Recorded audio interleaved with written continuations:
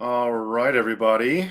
It's great to be back on another Esoterica live stream. I'm doing these more frequently now just because, and some people have asked, like, is you're doing this more frequently? Someone asked in the comments, are you doing these because you're building up a secret cabal? And the answer is no, it's not secret. It's just a regular cabal. It just actually happens to be that I really like hanging out with my friends and colleagues. And one of my earliest friends and colleagues that I've made on the channel, who's a really Angela, you're a really dear friend of mine, and I really am so of all the things that have happened because of this channel. One of my absolute happy things that have happened because of this channel is having met you. So, thank you. So it's folks. I'm really happy to be joined by Dr. Angela Puka over from Angela's Symposium, which if you're watching on the live and you haven't subscribed to Dr. Puka, make sure you go and subscribe to her channel and check out her Patreon, where she actually does give really good Patreon exclusive stuff. Really cool lectures and things like that are unique to her Patreon. So make sure to go check out her Patreon as well. But Angela, thank you for coming and hanging out with me and being my friend and being my colleague.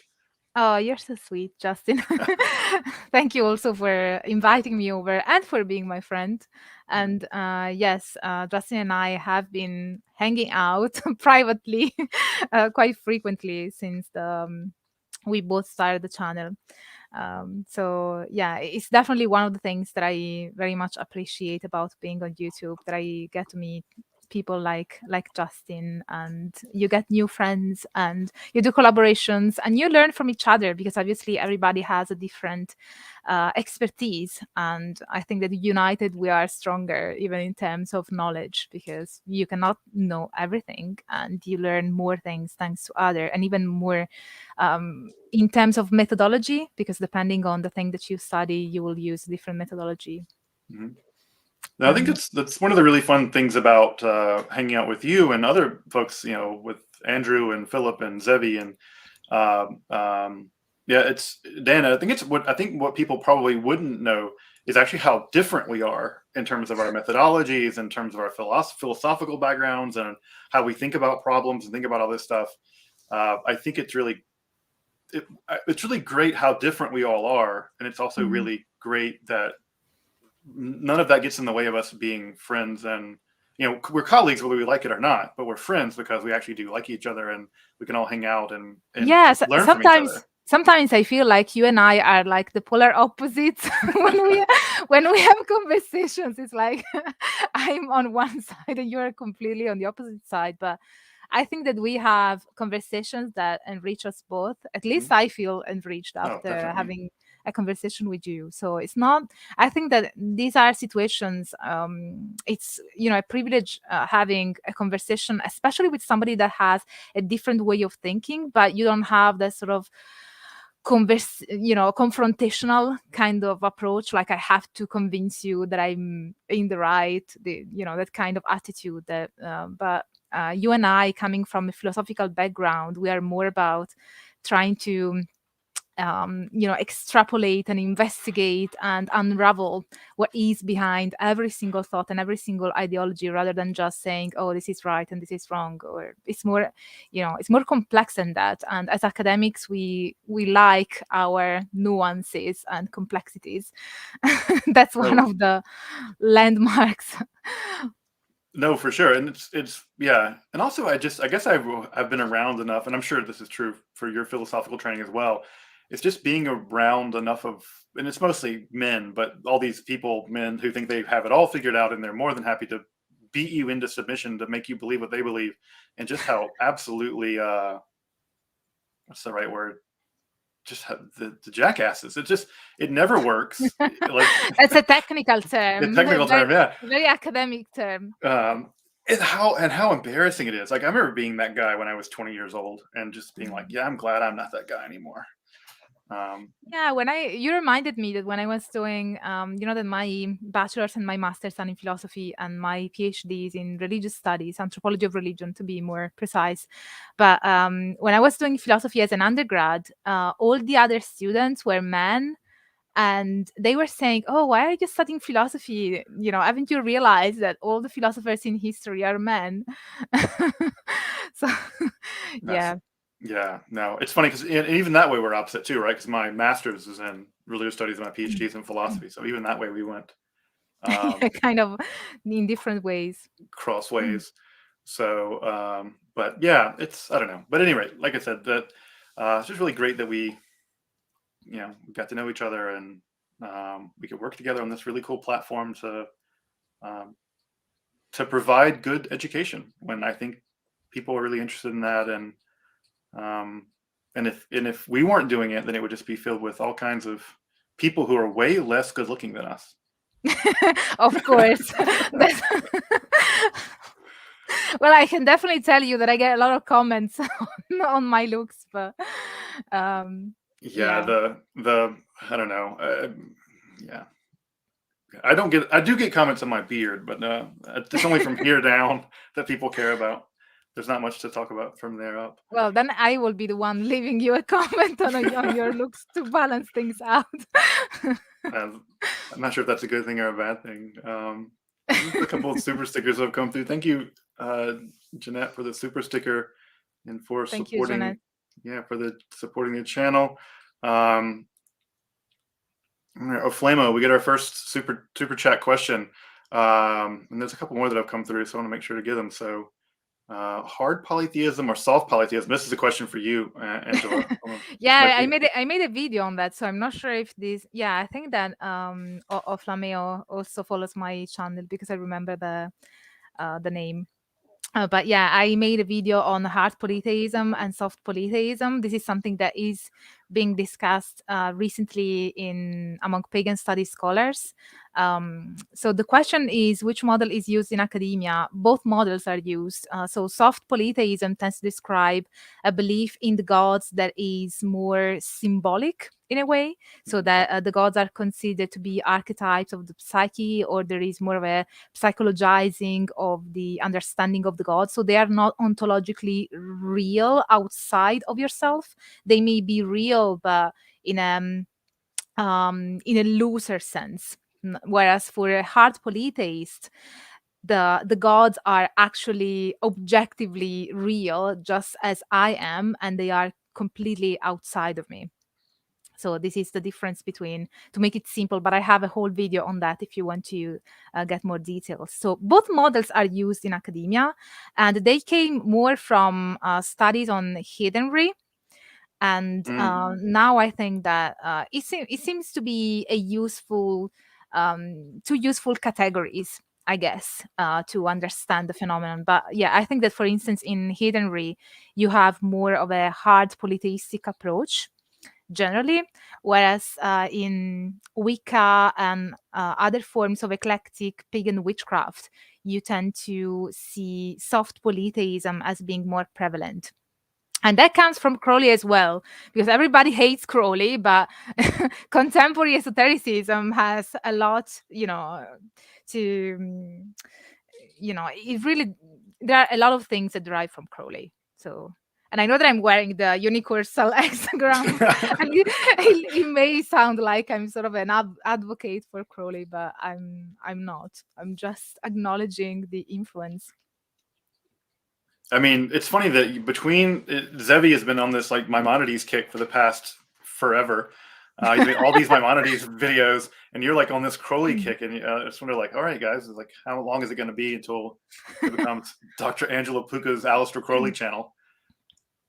No, I'm gonna do something. Well, I did a video on Rosicrucianism. Oh, that's true. So Yeah. So, um, it no, really it's depends what I'm researching on. I will definitely have more videos on Hecate and Lucifer, because I have to do research for two papers that I have to give at two academic conferences in June, July. And so I will use that kind of research to make videos, which is what yeah, I normally do, of when course you I'm. have to make everything do 5 jobs. Why do any work at all if it can't do 5 things for you? Yeah. It's also a great super chat from Pete, who Pete and I have been studying some Simone Weil privately, and he says Mm. those misogynist philosophy students should read some Simone Weil. Yes. I think all philosophy students should be reading some Simone Mhm. Weil. I really just what a fascinating and powerful woman she was. It's been great to catch up with her. Have you ever met Simone Weil, Angela? Yeah. Yeah, I just find her to be endlessly interesting. Here's a good question for you. Lately, as a female philosopher, I've been reading Simone de Beauvoir. Oh yeah. I find her quite interesting as well. I teach her. I teach the second sex in my race section religion class, which is great. This is a question for you, Angela, and I think it's from me. I can maybe say something about this, but when's your book coming out, Angela? We talked about this privately. I just asked. Yes, confess who you'll be publishing with. Confess. Yeah, I know. I was trying to. I had to do a coming out with with Justin, so I was really scared of announcing to him that I will publish with Brill. So he still likes me after that. So no, we all have to bend the knee to the God. I mean, it's literally, folks may not know this, but if you want to publish in Western esotericism, it's either Brill or Brill in many ways. You can publish in the Aries Journal, which is Brill, or you can publish in the Brill, which is Brill. And I know I give Brill a hard time, and I hope that one day they will sponsor my channel and sponsor Angela's channel, because we have certainly sent people in their direction. But I know that I hate on them, but I hate on them because I think they do a great job. I just wish that they would buy one of those like print on demand machines, and you could buy a cheap version of a book as opposed to whatever. But Angela, you have a book coming out with Brill, right? Yes, it will be my PhD dissertation turned into a book. So I will be working on that over the summer. I'm not sure exactly when the publication date will be, because of course it depends on, well, me actually meeting the deadline first, and then afterwards there is going to be the peer review process, and then after that, because when you have academic publications, they go through peer review, then I will have to apply the the comments, amendments that are requested by reviewer 1 and the hated reviewer 2. For some reason, reviewer 2 is always the worst. And so every time that I have to publish something and I get the reviews back, it's like, oh, okay, let's see what reviewer 2 says. But yeah, so academic books take a lot of time because of the lengthiness of the peer review process. But hopefully, I don't know, next year. I hope by the end of next year. The end of next year. Okay, yeah, it takes a while. When people say that, I have a book coming out with an academic publisher, I'm like, okay, I'll look for it in my next reincarnation. But anyway, congratulations. That's really great to have your diss published, and that's really fantastic. For me, book wise, I'm in early talks with a publisher I really admire about doing a book. We're still sketching it out, what it'll look like, but yeah, I'm in the early processes of that as well. And I just got back from Reboot, which is sort of a Jewish arts and culture thing in beautiful Utah, which I felt terrible, Angela, as a religious studies scholar. I went to Utah and did zero Mormon stuff. Like, I really wanted to go do some LDS sightseeing, and because I just really find the LDS church really fascinating. I find Joseph Smith fascinating. I've read the Book of Mormon and Doctrine and Covenants and the Pearl of Great Price and all that stuff. So I didn't get to do anything. So next time I go back, I told them I'm going a day early so I can go do LDS stuff. I've even gone on pilgrimages to LDS sites in New York. I went to Joseph Smith's birthplace and had just a really, really great. The elders there are really kind, and yeah, they're really great. So anyway, at the Reboot, I pitched a book, and they got pretty interested in it. Congratulations! So yeah, we'll see what it looks like. What it's going to be on?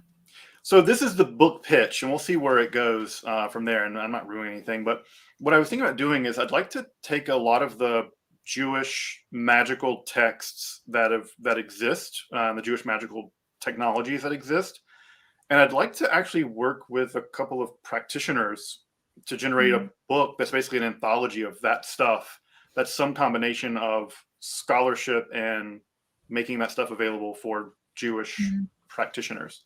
So it'd be something much more popular. A little bit like Stephen Skinner. A little bit like that, yeah. But I couldn't do the practitioner stuff because I don't have any background in that, and I don't want to do that, frankly. But I just want to. I feel like so much of interesting Jewish magic stuff exists, and I think there are a lot of people who are really interested in that on the Jewish side of things, but don't have access to it, and so because they don't want to go buy a $400 Brill book about, you know, again hating on Brill.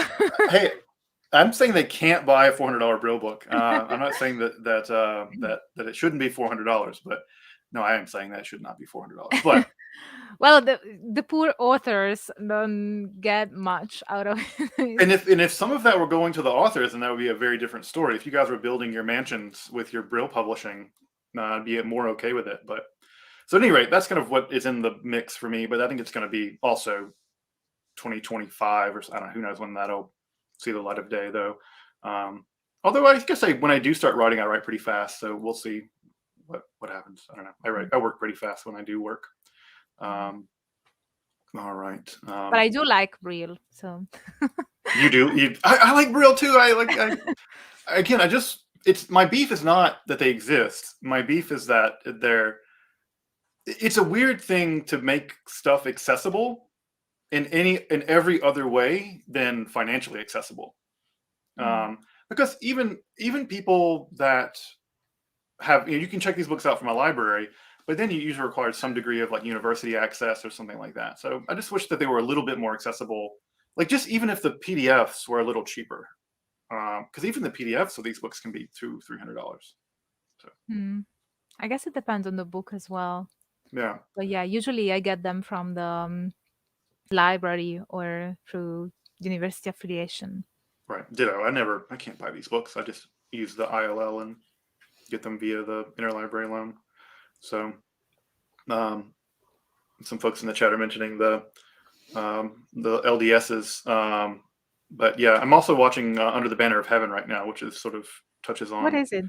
It's like a murder mystery. I think it's based on a true story that takes place in LDS country in Utah that has a lot to do with the relationship of the Latter-day Saints movement with its own past, which is interesting. And also the intersection with the fundamentalist Latter-day Saints church, which is interesting. I mean, this is an interesting thing to me in general, how religions relate to their past, especially when that past is very different than their present. That is a thing that, like, I think about that in Judaism, how like this religion that I am a part of at some point was only based in one place and they killed a bunch of animals to make it work. And now we don't do that anymore. It's just interesting how religions change or don't, and how they perceive that change. And this in the LDS church, it's that perception is complicated, but I guess it's complicated in lots of religions. So yeah, another 1/100th of a Brill book. Thank you. Yeah, we could all use a little bit of money for our Brill books. Patrick, thank you so much. Yeah, and this is a question neither one of us. Well, I can certainly answer for me, but how's your study and practice of magic led to your success for both of you? Well, Want to go first? Yeah, I can go first. I can say that the study of magic has led to my success, but the practice of it hasn't, because I don't practice any magic. So I think if I had not studied magic, then I couldn't make the episodes that I do about magic. But I don't practice any magic, so I don't know to what degree that's led to my success. Maybe I'd be more successful if I did, but I don't practice any magic. For me, well, as those who follow my channel know, I don't publicly say whether I am a practitioner or not, so I will not answer the second part of the question, I guess. But even in my case, the main reason why I have the YouTube channel and the main driver is the content, which is about the study of magic. And I guess it can also be helpful for practitioners. Yeah, I would say that. So the question is, how does the study of magic led to my success? Um, I don't know. I guess that there are people that say that my content makes digestible things that would be otherwise very complicated to understand, and I think that's the same for Justin. Justin also makes very digestible and very easy to understand things that would be otherwise quite complex and require a lot of reading and a lot of background context. And in my case, one of the reasons, one of the things that I wanted to do with my YouTube channel was to disseminate academic scholarship on the topic. So my content is based on academic peer-reviewed sources, and that is because I just wanted to let people know that there is research going on in universities when it comes to Western esotericism, magic, the occult, and paganism. And especially at first, a lot of people were actually surprised that these were, academic papers, or that there was actual research being done in universities. Mm-hmm. And that was an inspiration for me as well. So I think that's also why I wanted to do that, and also because I want to give credits to the other scholars in the field, because it's a small field. It's very difficult to be an academic, and so and another reason again is that I think that for magic practitioners it might be difficult to access peer-reviewed material. And since I have access to it because I'm an academic and I have a university affiliation, then I can allow the public to have access to that kind of knowledge that would be otherwise precluded. So there are many reasons why I have chosen that kind of methodology for the content of my videos. I'm not sure whether it's always going to be like that, but for now, that's the methodology that I chose. Yeah, I think you and I both are interested in this, in trying to do more bridging of academic work and academics talking to practitioners in both ways. Like, I'm interested in that as well. I had a really great conversation with Denny from Foolish Fish, and I think it's an interesting kind of yeah. It's funny because in many ways we keep our work completely separate, but we obviously rely on each other. There'd be no way that you could do your work without there being practitioners out there, and there could be no way that, I think, in many cases practitioners rely on academic publications to fill out their practice. So it's a really interesting balancing act. Wow, Jean-Luc Picard, thank you for the super chat. I don't know if you're really Jean-Luc Picard, like from Star Trek. So, Angel, I have a question for you. Mm-hmm. That's not about your religious beliefs or your appearance. We could talk about our hair care routines, your actual hair, and but my question actually is about sort of maybe a behind the veil question, and that's sort of what kind of content on your channel do you enjoy making the most?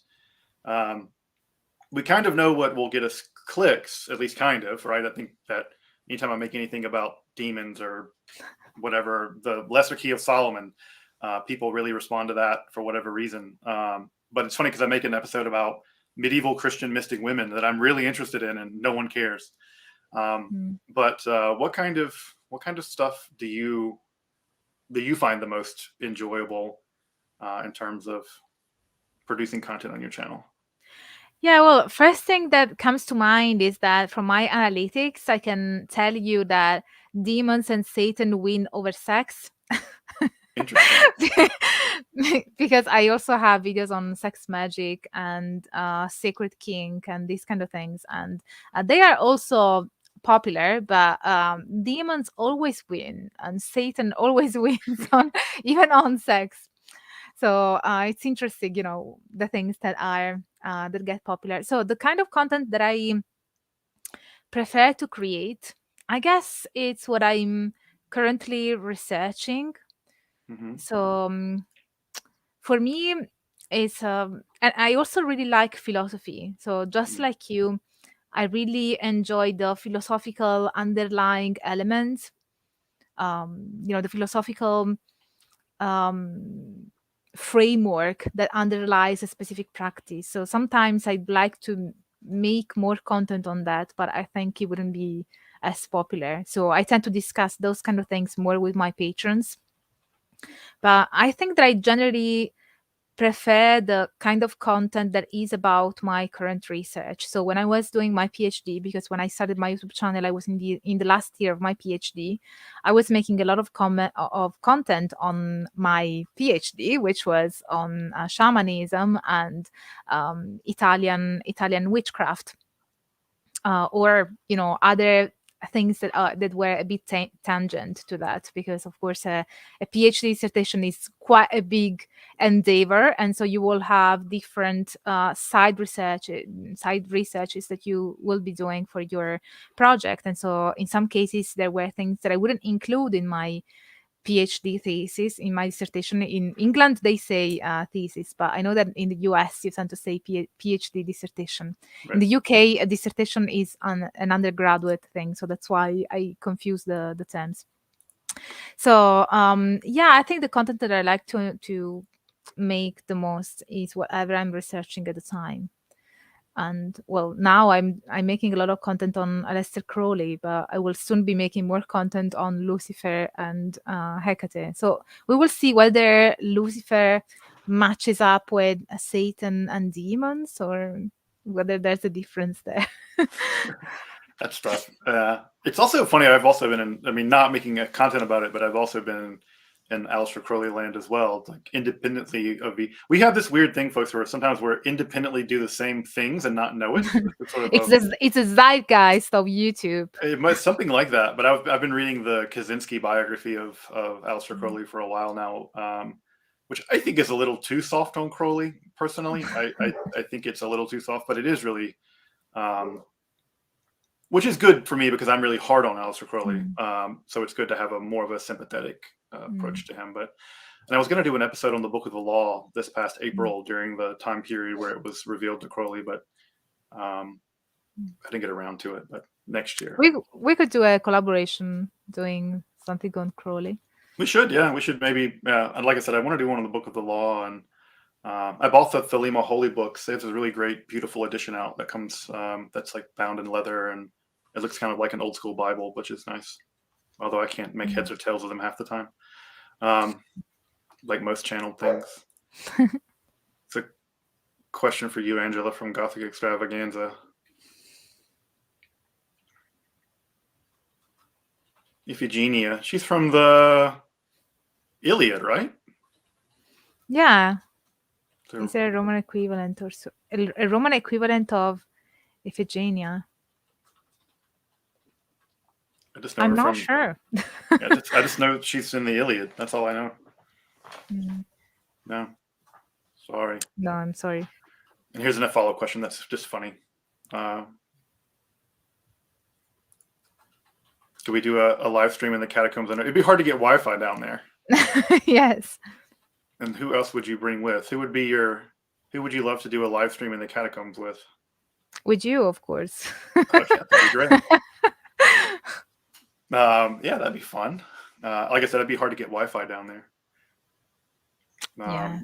Have you ever been down to the catacombs in Paris, or?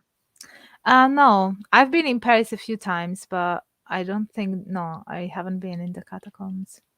Next time we should plan to go to Paris and go visit. They're really neat. I mean, it is really impressive to see all those people.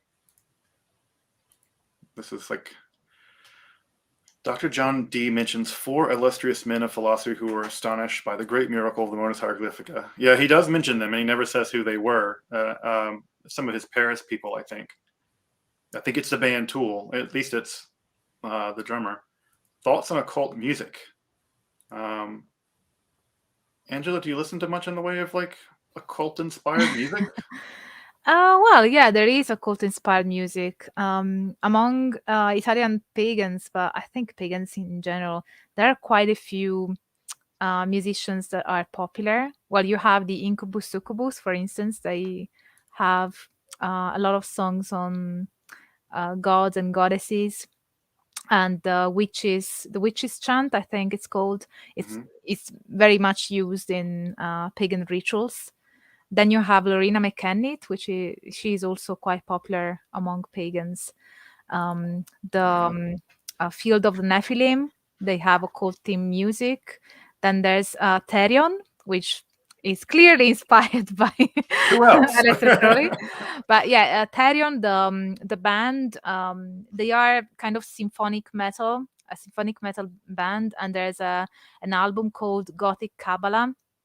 Yeah, it's really intense. My favorite song is called Perennial Sophia, which is, perennial knowledge. But yeah, there's a ton actually, but I'm not sure if DM Turner is referring to the use of music in the occult, in magic, or occult music. But so Yeah. Yeah, I wonder, like bands like Heilung in the sort of the heathen world, yeah, like yeah, that's another um, band that is famous. yeah, that I like. One thing I constantly lament to my partner is the lack of really cool Jewish music that's like intense. We just have the crappiest music most of the time. It's like it's not. I just want like Heilung, but the Jewish version of Heilung, or Wardruna or something, and it doesn't exist. And Well, I don't have. you could start a band, I Justin. could start a band, yeah. I You need don't. to you need to fill up the gap. Exactly. Yeah, me in corpse paint. I know that you are a metalhead, so you have it in you. Come on. Yeah, I have no musical talent whatsoever, unlike you. Thank I you. don't. I would just play everything really badly through like a Fisher Price speaker, and say that it's like really.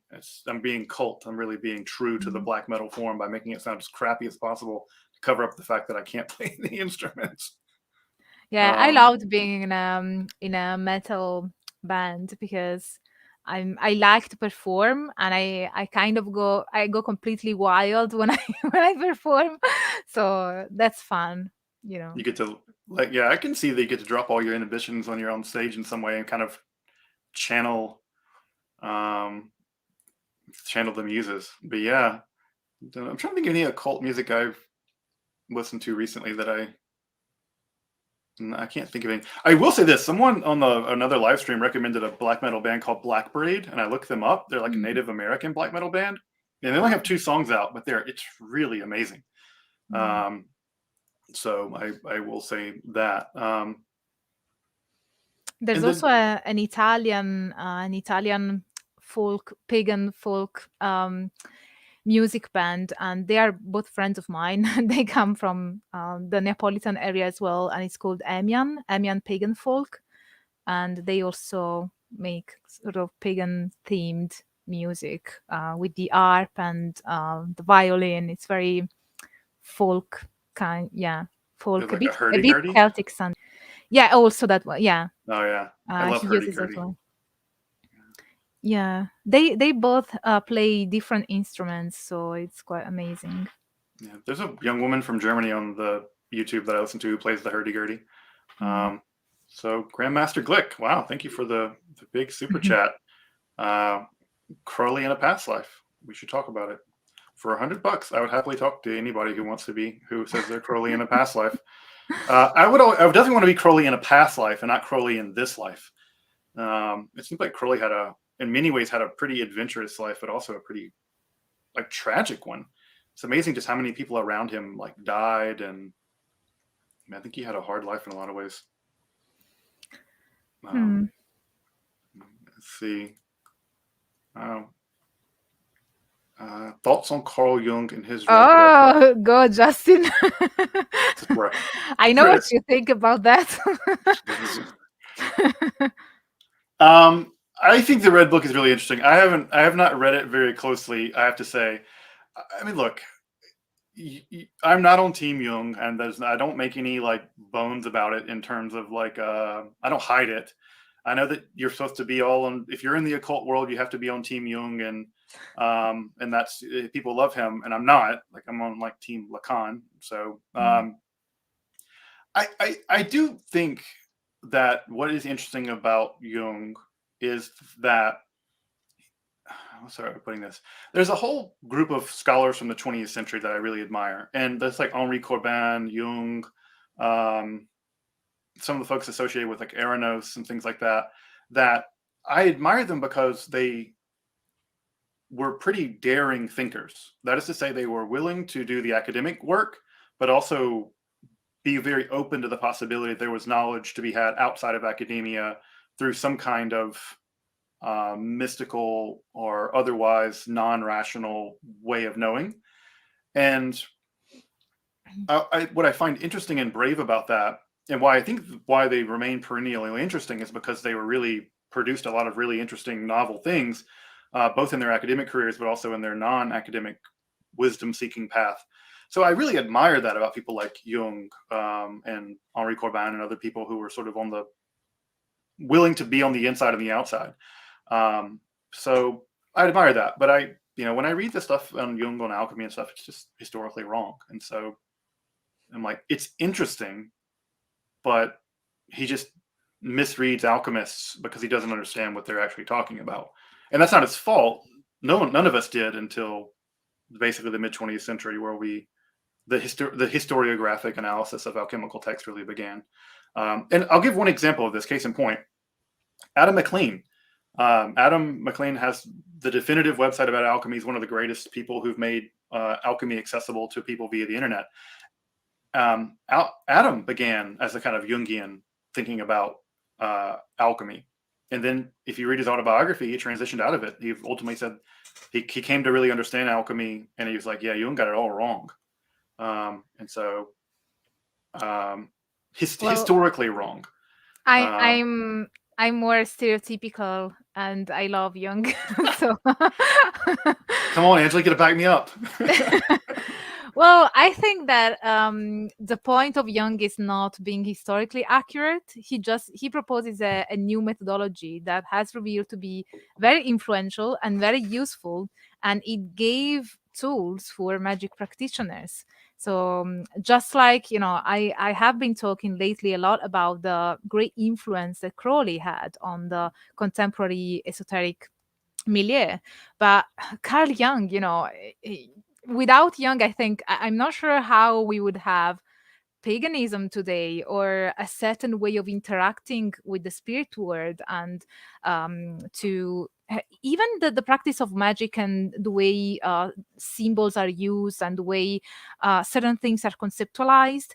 It's very much rooted in Carl Jung. And so for me, I don't see his value in the historicity of what he says and what he writes about, but more in developing a different methodology to approach those kind of things, and to give you tools so that you can explore. It's not about gathering accurate knowledge on a specific historical fact. It's more about giving you the tools to experience things in in an occult word, in an occult sense, in an esoteric sense.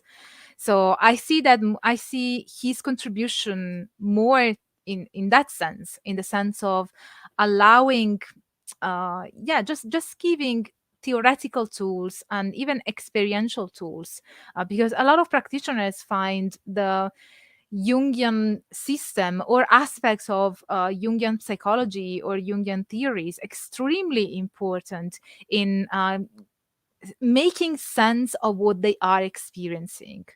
And that is, I think, quite important. And I wouldn't say that the inaccuracies in what he says about alchemy have any detrimental impact in that respect, in the importance that he has had on practitioners. Yes, What? I would definitely agree that he's important. I literally have an allergy to Jung. Sorry about that, but I did tell people that you and I tend to have I think opposite it's ideas. great. I mean, yeah, I have his books on my shelf. I think he's, yes, important for sure. But it's amazing, Angela, how many like comments I get on my alchemy episodes where people are like, hold on, this is actually about trying to change metal. I'm like, yeah, they were really trying to change metal. It's only because they've ever heard a Jungian analysis of the text. And so, Yeah, but so I would say that there is more of a problem of people that sort of see in Jung something that is different. That they try to see a historicity that where I don't know. yeah, or that. I guess what I would say is that I'm not opposed to the Jungian reading of alchemy per se. What I'm opposed to is when that's the only reading that's actually out there. Hmm. Yeah, I can see that. And you also don't like Foucault, so it makes complete sense to me that you wouldn't like Jung. Yeah, no, he betrayed structuralism and went off. Same way I don't You like are Nietzsche you are a historical materialist and a structuralist, so of course you will not like Foucault and Jung. or Nietzsche. Or Nietzsche, and I love Nietzsche. So see, again, we are the opposites. Yeah, I just like the Foucauldians and Nietzscheans. Like, yeah, we're not doing history; we're doing genealogy. So you're making up stuff, and like, No, it's not. It's not about that. It's not denying the importance of history. It's about adding a new layer and seeing things from a different perspective as well. It's not. It doesn't have to be a substitute.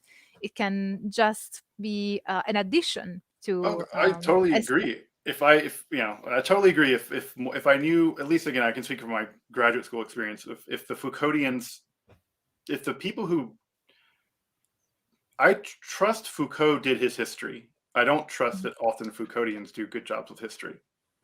Mm. So you actually dislike more the followers of these thinkers than the thinkers themselves. Often, yeah. I mean, I think that's typically the way we justify the way we don't like stuff. This is a funny story. You appreciate this, Angela. When I was at the Bibliothèque Nationale, like doing some research, Mm. I was bored one day, and I just happened to remember this quote by Foucault where he said that he read every single medical document from the 18th century, and I was like, Foucault says crazy stuff like that. And so I just like went to the archives and just requested like random pieces of medical whatever, and sure enough, they had been checked out by Foucault at some point in the late 50s and 60s. So Wow, you are obsessed with Foucault. You must like him at some level. it's a secret unconscious, which is funny because I like people sort of in the Nietzschean strain. Like I like Bataille, but he's like much more of he's much more of a sort of structuralist kind of version of Nietzsche. But I don't know. I don't like. I don't know about you, but there's so much pressure to be academically fashionable to like you have to like certain kinds of thinkers, and I never liked that. I always felt that pressure was really misguided, and because Deleuze is all the rage now, everyone has to be Deleuzians, or historical materialism is like out of fashion, so you can't be that, or I don't know. I never liked that. Yeah, but you will bring it back to fashion. Really, the dark academia, historical materialism. Yes. Um, I'm not a historical materialist, so it's your job. It's not something that I think can do. there are very few of us out there, I think, these days. Well, I think that in Western esotericism, I would say that there is an appreciation of a very historical kind of approach. That's true. I mean, historical positivism, I think, there was a generation of that, but I think that generation is passing away now. That won't be true in 10 years. Yeah, I agree. So, Charlie asks, where can I learn more about French diabolism from the early modern period? This is something that's funny because this is your interest in Satanism stuff, and where I would know about early modern stuff maybe a little more, but aside from like the Gilles de Rais stuff and sort of the kind of rise of French diabolism in the 19th century primarily, I don't know. Yeah, I'm not sure about that either. I have a vague memory from a lecture for my patrons, but now I cannot really recall because I was going through the history of Satanism throughout Europe. But yeah, I'm afraid I can remember. Yeah.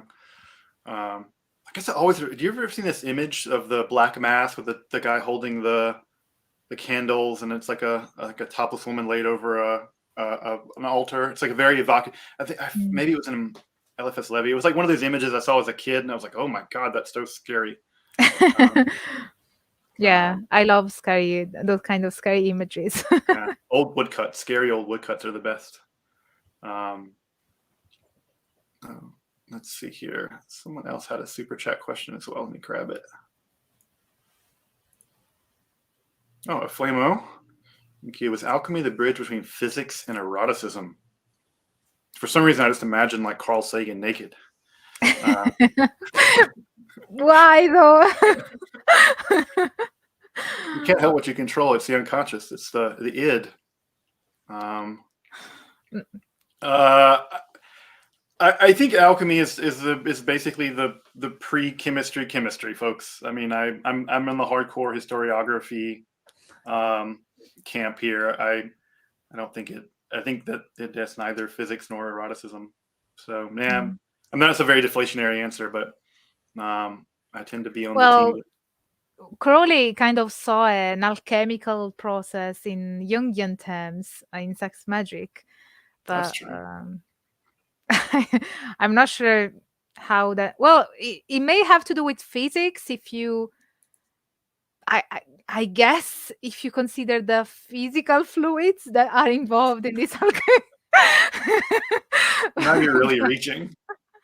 But yeah, it's a bit of a stretch to consider that physics, more biology, I guess. So Yeah. Although I think didn't Crowley I mean, he met Jung once, right? If I'm remembering that right, he met Jung or Freud. I think he met one of them. I think he had a very low opinion. I mean, I think Crowley had a low opinion of everyone. That basically wasn't him. yeah, But Crowley had a little opinion of everybody apart from himself. I was just reading about. Well, he did like William James though. you could see that. So No. the variety of religious experiences. So I can't remember whether he actually met Jung, I but think he met. he was Either. interested in psychology. Right. Now I'm seeing the debate in the chat is people, analytic philosophy people and Deleuzian people. I will say this about philosophy, and this is, I don't know what you think, Angela, but as I've gotten older, the more I've gotten more convinced by analytic philosophy. I've become more, I used to dislike it deeply, but now as I've gotten older, I will, I've gotten more. I'm still in the camp of not liking analytic philosophy as much, so I will have to see whether it changes over time. So far, it hasn't changed. Yeah, I mean, I don't like a lot of it, but I've gotten, there's a new book out, well, not new, it's been out for a couple of years. It's an analytic philosopher's take on the phenomenology of spirit, which is really good. And I just like the fact that analytic philosophers are now taking up Nietzsche or Hegel when they used to look down their nose at that stuff. And I appreciate them doing that. And I think they do a good job with it. Yeah, I like any kind of philosophy, to be fair, even logics, which is a dreaded subject. Especially in Italy, it's like a mandatory exam that you have to do. Yeah. And you have a kind of mathematical kind of exam, a written exam, where you have to turn sentences into the logical, I don't know the English technical term, but formalize them, I guess is what we would say. Yeah. For all Angelas, there is an Angela, if and only if that Angela is blah blah. Yes, blah, blah, blah. exactly. Yeah. But yeah, I guess I like any kind of logic. And also it's interesting because in Italy we don't have the distinction between analytical philosophy and continental philosophy. I think that's something that is more prevalent in the UK and the US, and now it's getting incorporated in the continent as well. Right. Here it's very balkanized. I mean, you can do an entire PhD here in just an analytic department, and you can do a whole PhD in just a continental department, and never do either, which I think is really bad for philosophy in general. All right, Jason, thank you for a couple of super chats. Any thoughts on Dylan Burns' book, The Apocalypse Alien God? I have not read it, but I like Dylan. I've met him a couple times. We bonded over our shared love of Coptic. which is a language that I love. But I've not had the chance to read it, but it is on my shelf, and it's one of those things that I want to get to. So no, I don't have I don't have any opinions about it, but I know I really like Dylan and I like his work, and he's based in Amsterdam now. So it's a good guy and does really great work. So I'm looking forward to reading his book. And I think he also has some interesting ideas about this whole was there really Gnosticism debate. So I want to get into that as well. I haven't read it either, so I've got to catch up. Gnosticism stuff is great. I like the Gnostics. There's a part of me that really just deeply finds them cathartic to read. I just love the idea that this world was made by some bad entity. That just, I don't know, it tickles me. Seraphine Winslow, thank you. Thoughts on Gurdjieff, Ospensky, etc. in the occult in the esoteric tradition? Gurdjieff, I'm not sure what the correct pronunciation is, but I've heard it pronounced Gurdjieff or Gurdjieff. But yeah, the fourth way. I think that I have to make a video on Gurdjieff at some point and Uspensky. But so what my thoughts are, I think that they have been influential in certain aspects of esotericism, but not as much in paganism or the kind of movements that I tend to study the most. They tend to be preferred by intellectuals and those that are more interested in ceremonial magic kind of things, or people interested in meditation, because there is some of that. But so it's an interesting. They are both interesting characters, and when it comes to mysticism and esotericism, I shall make a video on that at one point. Yeah, I think it's much more in your wheelhouse than mine. It's like my knowledge of esotericism is like good until it gets to the 20th century, then it just plummets. Like I just know so little about what's going on in the 20th century half the time. Thank you for the super chat. Also, folks, just to FYI, I think we're going to go just about an hour because I don't want to take all of Angela's time, because it's like Friday evening her time and near dinner time. So I don't want to keep her from dinner. And I think it's a crime you keep an Italian away from food for too long. You get in real trouble. I just don't want anyone to send in a super chat that's really close to the line. Without us having time. So we'll go for just about an hour. So it's about 8 more minutes. But thank you for the super chat. Do you think there could be any relationship between esotericism and artificial intelligence? I see things out there like the Phoenix Esoteric Society, but I don't know much about it. Oh, that's interesting, because I was invited to contribute on a project that is trying to actually investigate that, but we don't know yet if the project is actually happening, because the principal investigator has applied for a grant for funding, and so we will see. But yeah, there's this French anthropologist that is trying to put together scholars from different fields, so from studies in technology, artificial intelligence, and me, with magic and esotericism, because they are trying to understand the overlaps between technology, magical thinking, esotericism, and how that could play a role in artificial intelligence, and how these two words may communicate and allow us to understand each other better. But to my knowledge, this study hasn't happened yet in the past. So there is a possibility that it might happen in the future, and I might even be part of it. But we don't know yet, because getting grants is a bit difficult. But I know that if this French professor gets the grant, I will be part of the research team. So we will see whether we find a solution to this dilemma.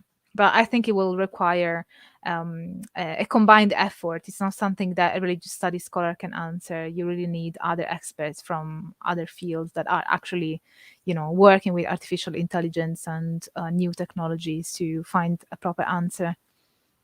Yeah, I mean, I don't know. I mean, could there be a relationship? I think there absolutely could be. And I think that what's interesting would be the intersection between like channeling and artificial intelligence. Like so much of the idea that outside intelligence is giving people information is really, it's a perennial idea in religion and Western and esotericism in general. But the idea that there could be non-human intelligences that reveal things about ultimate reality or secrets about the universe, I can't imagine that not coming from artificial intelligence.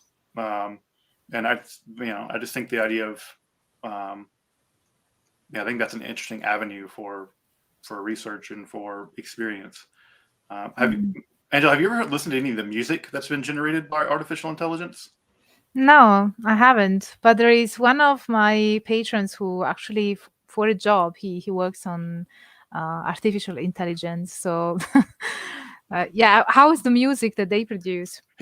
So there's a band that I like. It's a black metal band based in New York called Crowley that makes like progressive black metal, and they trained a artificial intelligence on Crowley, and Crowley is like notoriously proggy, like weird time signatures and very long songs and things like that. And so they trained the artificial intelligence on Crowley, and then the artificial intelligence learned to play Crowley-like music, and then they made a 24-hour YouTube channel of just the artificial intelligence creating 24-hour loops of this band's music. And I think they also have a 24-hour death metal artificial intelligence. So you can just chime in at any point you like and listen to a 24-hour whatever, I will check it out. It's very strange. It's very strange. But no, I like Crowley a lot. That's every time I've been lucky that twice I've been to New York and twice they would happen to be playing. But to get to Williamsburg to go see them at St. Peter's or whatever, it's like a pilgrimage. But I guess that's what you have to do to go see good metal. All right. So Grandmaster Glick left a really nice super chat. So I'm going to leave it up. I'm going to put it up, but it's like the most juvenile. It's juvenile Hermetic humor. But if we can't be juvenile at least sometimes, then har. Yeah. Hermes Trismegistus walks into the club and sees the most beautiful redhead he's seen. He goes up to her and whispers as above.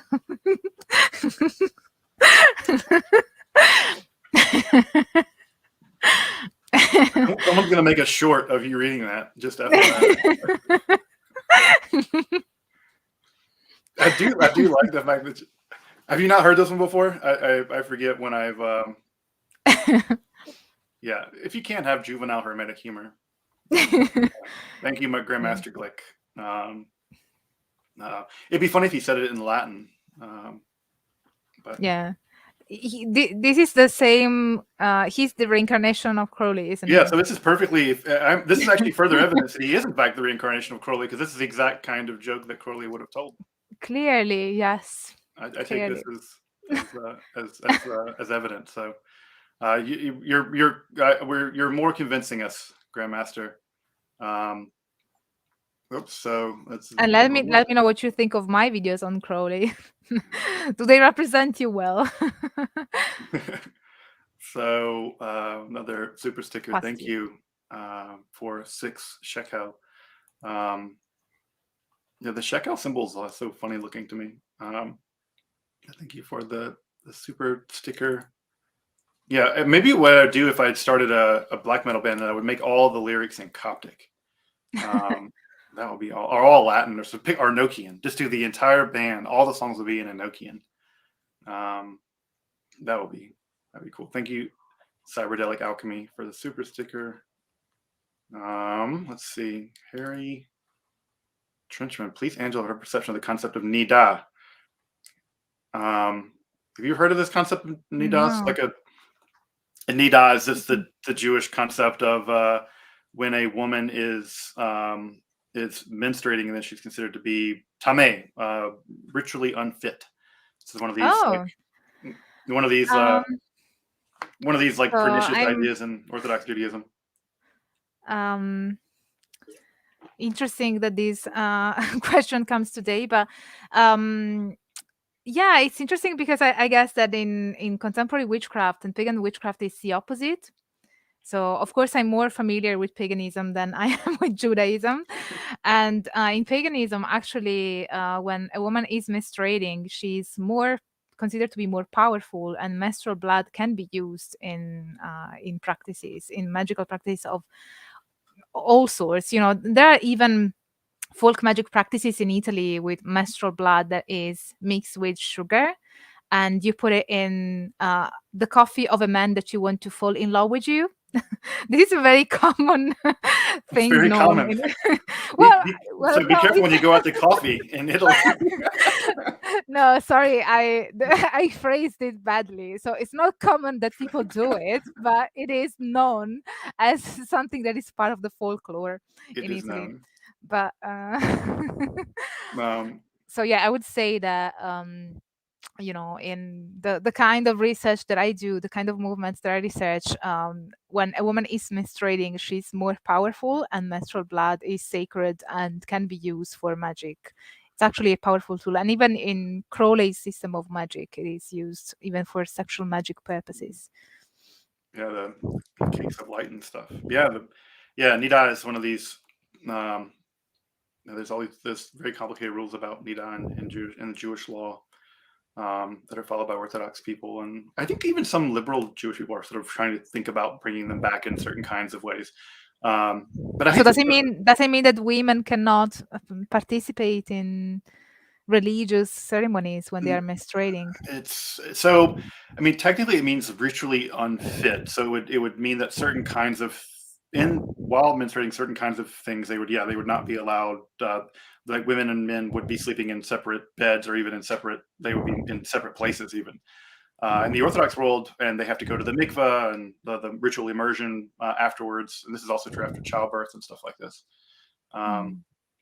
yeah, Nida is. Yeah, the rituals around Nida are many and Mm. complicated. Um, and this is also the reason why you'll often see Orthodox men won't shake hands with women, just in the case of that they might be menstruating. It's a common. That's the thing.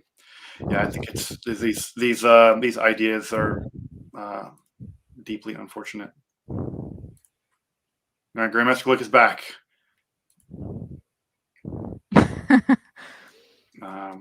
We should talk. Maybe Alistair Crowley. Might be Alistair Crowley. All right, folks. Well, I don't want anyone else to put any super chats in because I want to make sure I can let Angela go to go eat dinner and enjoy the rest of your evening. But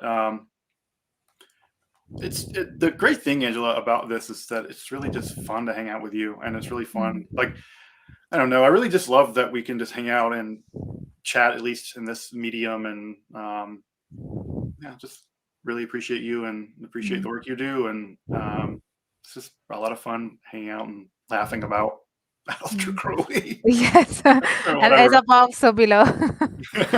A new understanding of as above, so below. So you never know what you're going to learn. I just like the idea of Hermes Trismegistus walking into a bar. That seems to be a whole genre of jokes. Yeah, definitely. In my Discord server for my patrons, there's a text channel called Funny, and there are lots of things like that that are quite funny. So No, I like that.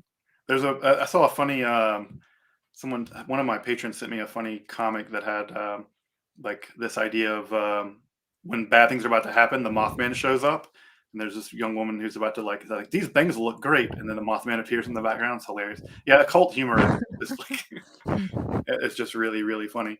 Um, yeah, Angela, thank you for hanging out with me and being my friend, and Thank you, Justin, for inviting me and being my friend. yeah, sharing your knowledge with everyone. Just like it's really where folks are. Folks, I'm sure folks are very thankful, and they should be because you really do a wonderful job of providing access to um, the intersection of reliable, peer-reviewed topics on the occult. You do a great job, and yeah, glad to know you and appreciate your work, folks. Go subscribe to Angela's channel. Go support her on Patreon. if you support my work, you would absolutely love Angela, and we all could use support to keep the lights on and keep doing this work. So really highly recommend go over to Angela's channel, subscribe, and become a member. You can do one-time donations. You can support her on Patreon, and I do, because I really love her work, and I really recommend that you do as well. So so do the work of supporting the people that you care about, and who provide you excellent educational materials like Angela does. So, all right, Angela, let's sign off. Go back behind the veil, and Yes. yeah, do the invisibility magic. But all right, everybody, thank you so much for hanging out with us, and I'll be on next week with my regular solo Q&A. So I'll see folks next week for that, and hopefully Angela will be happy to come back on and hang out again with me and you all Absolutely. sometime soon. Awesome. All right, everybody.